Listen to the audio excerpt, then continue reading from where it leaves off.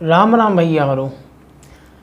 आज एक ऐसी कहानी आपके बीच में लेकर के आए हैं जिसे सुनकर के इंसानियत से आपका भरोसा उठ जाएगा और आप सोचेंगे कि इंसान अपनी गलती को छुपाने के लिए कहां तक जा सकता है, किसी का मर्डर भी कर सकता है, अपने रिश्तों को तार तार कर सकता है, कुछ भी कर सकता है।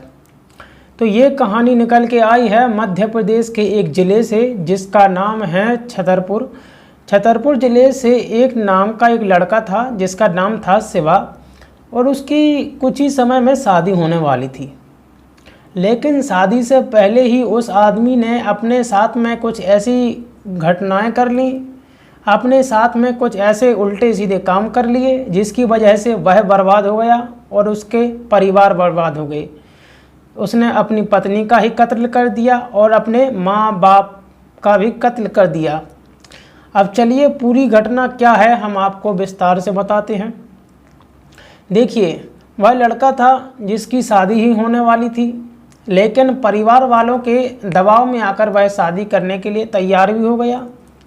लेकिन वह लड़का शादी के लिए तैयार नहीं होना चाहता था, मतलब वह लड़का शादी नहीं कर रहा था। आसपास के लोगों को इस बारे में पता चला कि भाई ये लड़का शादी क्यों नहीं कर रहा है, आखिर इसकी वजह क्या है। तो इसके बारे में जब लोगों को पता चला भाई कि ऐसी ऐसी घटना है, तो लोगों को यकीन ही नहीं हुआ। लेकिन उस लड़के की जिसकी शादी होने वाली थी वह सोच रहा था कि इस बारे में किसी को पता ना चले, ये सीक्रेट बात है। जो सीक्रेट उसके बाद साथ में जो उसकी घटना हुई है उस लड़के के साथ में वह आराम से हो जाए, मतलब अंदर ही अंदर उसका समाधान ढूंढ ले और उसकी समस्या का समाधान भी मिल जाए और फिर तब जाके वह शादी के लिए हाँ करे और फिर शादी करे। लेकिन हुआ कुछ इस प्रकार से कि उस लड़के के माता पिता ने लड़की देख ली शादी के लिए, उसे पसंद भी कर लिया। और जबकि वह लड़का शादी के लिए तैयार नहीं था, क्योंकि उस लड़के में ही कुछ कमजोरी थी, यानी कि वह लड़का ही था कुछ ऐसी कमजोरी। वह लड़का अपने आप को तांत्रिक साधुओं के पास में जाता था और वहाँ पर जाकर के खुद का इलाज कराता था।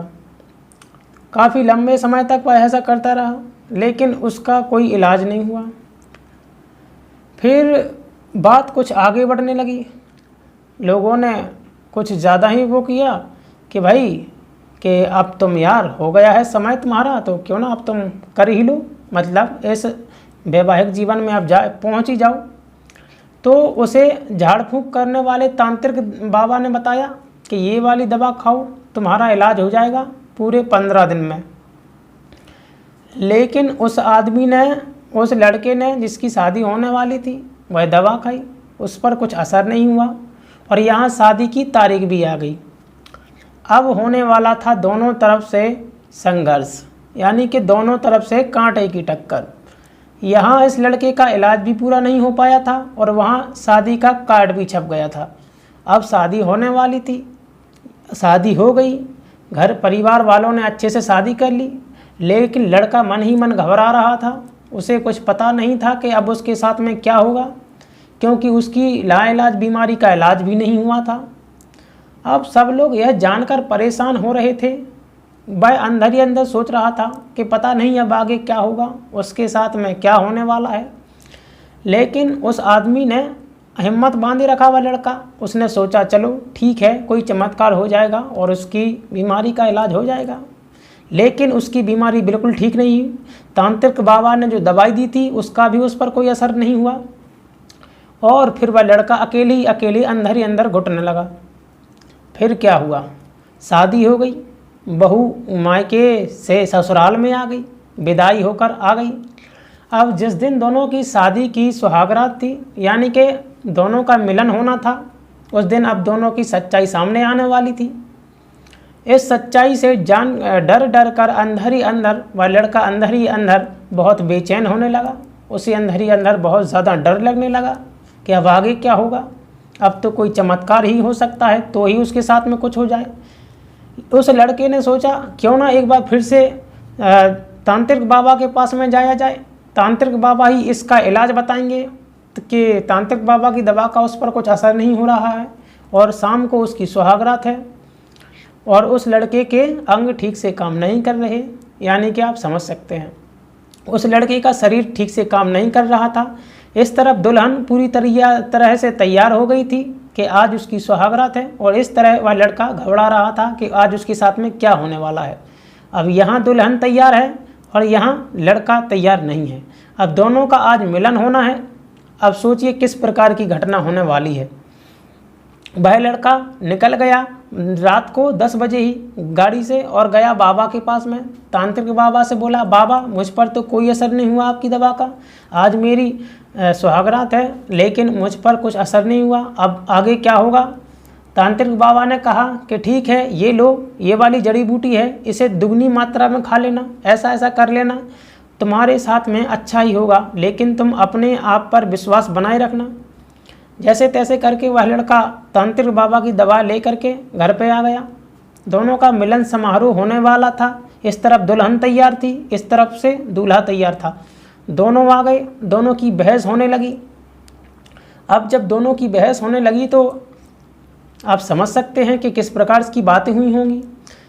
लड़का प्रयत्न करता रहा कि चलो अब हम कुछ करते हैं, लेकिन लड़के से कुछ नहीं हुआ। इस तरफ दुल्हन सोच रही थी कि भाई ये कैसा वो है, इससे कुछ हो ही नहीं रहा है। तो दूल्हा सोचने लगा कि अब इसका कुछ ना कुछ तो उपाय करना ही पड़ेगा। और इस तरफ दुल्हन सोच रही थी ये कैसा मर्द है, इससे कुछ हो ही नहीं रहा। इन दोनों की काफ़ी 2 घंटे तक बहस होती रही, लेकिन कुछ नहीं हुआ लड़के का। लड़का बार बार मना करता रहा था, मतलब बहाने बनाए जा रहा था। अब दोनों की कंडीशन बहुत ख़राब होने वाली थी। अब दुल्हन से नहीं रहा गया तो दुल्हन ने पूछ लिया, क्यों, तुम्हें कोई कमी है क्या, तुम्हें कोई खराबी है क्या। अब दूल्हा को ये बात सुन करके बहुत बुरा लगा। अब वह सोचने लगा, यार अब तो मेरी नाक कटने वाली है। तो दूल्हे ने कहा कि देखो ऐसी कोई बात नहीं, मैं आज व्रत पर हूँ, मैंने इन भगवान का ऐसा ऐसा व्रत किया है जिसकी वजह से मैं आज ये काम नहीं करूँगा, मैं कल बाकी का काम करूँगा। अब दुल्हन सोच में पड़ गई कि भाई अब क्या होने वाला है, क्या होगा आगे। लेकिन दूल्हा अपनी बात से मुकरने लगा, लेकिन दुल्हन के मन में अंदर ही अंदर खोट पनपने लगा कि कुछ ना कुछ इसमें कमी है, कुछ ना कुछ इसे खराबी है। अगला दिन हुआ, सुबह निकल गई और सुबह हो गई, मतलब सुहागरात की रात निकल गई। दोनों पति पत्नी के बीच में कोई भी संबंध नहीं बने, दोनों एक दूसरे से दूर ही खड़े रहे। अब अगले दिन वह लड़का फिर से तांत्रिक बाबा के पास में पहुंचा।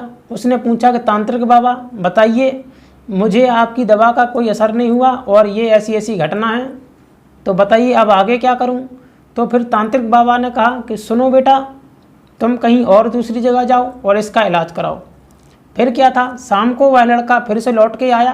पत्नी उसकी इंतज़ार कर रही थी कि चलो कल नहीं हुआ हमारा कोई मिलन, तो आज हमारी सुहागरात होगी, हमारा आज मिलन होगा।